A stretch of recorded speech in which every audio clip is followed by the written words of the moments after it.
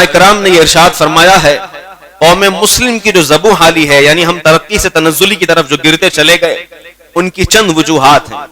میں ہمارے ملک کو لے کر کے بات کروں گا. مسلم سیاست کا فقدان ہمارے درمیان نظر آتا. سیاست کے معاملات میں مسلمان اب تک 70 سال ہونے کو آ گئے ہیں آزادی کو لے کر کے، اب تک کوئی ایسی مسلم جماعت یا پارٹی ابھر کر کے نہیں آئی جس پر سب جمع ہو جائیں. اکا دکا کچھ ہوئی، آل مسلم لیگ ہوئی اور بھی کچھ ہوئے. سیاسی پارٹیاں میں نام نہیں لینا چاہوں گا، آپ سب جانتے ہیں 5 سے 6 پارٹیوں کے نام آتے ہیں، یا اور بھی ہوں گے، میرے علم میں نہیں ہوں گے. لیکن بڑی پارٹیاں آتی گئیں، لیکن کیا ہوا؟ انہوں نے اپنے مفاد کے خاطر یا پھر اپنی ذات کے لیے اپنے سیٹوں کو بیچنا شروع کر دیا، یا پھر مسلمانوں نے ان میں ہی رخنا ڈالنا شروع کیا. ان کا ساتھ دینے کے بجائے ان کی ٹانگ کھینچنے لگ گئے، ان کو گرانے لگ گئے، جس کی وجہ سے پورے ہندوستان کے اندر یہ سیاست میں فقدان نظر آنے لگ گیا، کمی نظر آنے لگ گئی.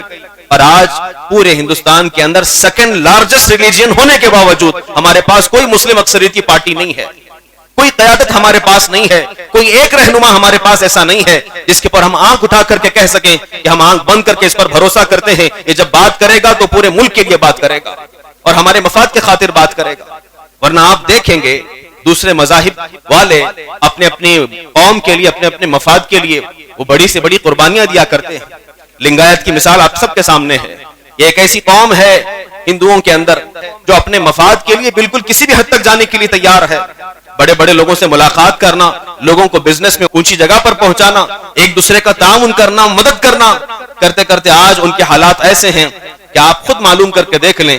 کچھ سٹیٹس میں تو ایسا ہے اگر یہ چاہ لیں جسے چاہتے ہیں وہ چیف منسٹر بن جاتا ہے، اور اگر یہ چاہ لیں کہ اس کو نکار دے تو وہ شخص چیف منسٹر کے گدی سے ہٹ بھی جایا کرتا ہے. آج ان کی یہ طاقت ہے. کیوں؟ کیونکہ ان کے درمیان اتحاد ہے. مسلم قیادت کا فقدان ہمارے درمیان سب سے زیادہ نظر آتا ہے. اور ایک عام سی بات ہے جو بولی جاتی کہ ہم تو سادہ دل بندے ہیں، سیاست ایک گندی چیز ہے، ہمیں اس میں نہیں جانا چاہیے. میں آپ کو بتاؤں سیاست کرنا اور سیاست کی گدی پر بیٹھنا یہ صحابہ کرام کی سنت ہے. اگر میرے آقا صلی اللہ علیہ وسلم نے خلافت کی گدی حضرت ابوبکر صدیق کے حوالے نہ کیا ہوتا تو آج دنیا کے اندر اسلام کا پرچم لہراتا ہوا آپ کو نظر نہیں آتا. اگر یہی بات تھی تو میرے آقا فرماتے کہ اے صحابہ چلے جاؤ، دنیا سے کنارہ کش ہو جاؤ، جنگلوں میں رہ جاؤ، صرف عبادت کرتے رہو اور کسی بھی ملک کی قیادت نہ کرنا کوئی ضروری نہیں. آج ہمارے رہنما نہیں ہوتے، لیکن آپ دیکھ لیں ان 1400 سال کی تاریخ میں ہمارے بڑے سے بڑے نامور لوگ رہے ہیں جن میں اگر ہم تاریخ میں دیکھیں تو کسی کا نام ابوبکر صدیق کی طرح نظر آتا ہے، عمر فاروق کی طرح نظر آتا ہے، عثمان غنی کی طرح نظر آتا ہے، حیدر کرار کی طرح نظر آتا ہے.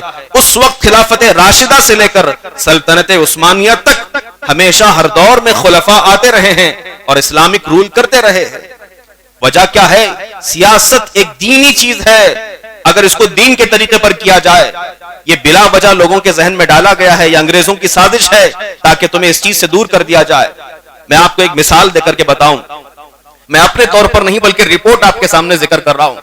آج ایک کانفلکٹ آپ دیکھ رہے ہیں، اسرائیل اور فلسطین کا معاملہ آپ دیکھ رہے ہیں. اس کے متعلق امریکہ کے چند لوگوں سے پوچھا گیا کہ آپ کیا کہتے ہیں، آپ کے یہاں پر یونائٹڈ اسٹیٹس کے اندر جو آپ کے لوگ ہیں، یہاں کے شہری ہیں، وہ کس طرف ہیں؟ ایک انٹرویو ہے، اس میں جواباً یہ کہا کہ یہاں کے رہنے والے تقریباً 60 سے 70% یہ بات مانتے ہیں کہ وہ جگہ جو ہے وہ فلسطین کی ہے، اس کے حوالے ہونا چاہیے. لیکن جو اقتدار میں ہیں، جو پاور میں ہیں اور جو حکومت کے عہدیدار ہیں وہ تقریباً صرف چند % ہے، بلکہ % سے بھی کم ہوں گے، بڑے کم تعداد میں ہوں گے. اور وہ سب کے سب زیونسٹ ہیں اور ان کا ماننا یہ ہے کہ وہ جگہ اسرائیل کی ہے، اسے ملنا چاہیے. 70% لوگوں کے چاہنے سے بھی حکومت کے عہدیداران فیصلہ نہیں کر پا رہے ہیں کہ وہ جگہ جو ہے صحیح مالکوں کے حوالے کرنی چاہیے. اس کا مطلب کیا ہوا؟ اگرچہ تم کم تعداد میں ہو لیکن سیاست کے ذریعے سے ملک پر عبور حاصل کرتے ہو، پھر تم جو بولو گے اس بات کو لوگوں کو ماننا پڑے گا. یہی وجہ ہے کہ عوام چاہتے ہوئے بھی 5 لاکھ 6 لاکھ 4 لاکھ لوگ جمع ہوتے گئے اور وہاں پر احتجاجات ہوتے رہے، لیکن احتجاجوں کا کوئی اثر نہیں ہوا.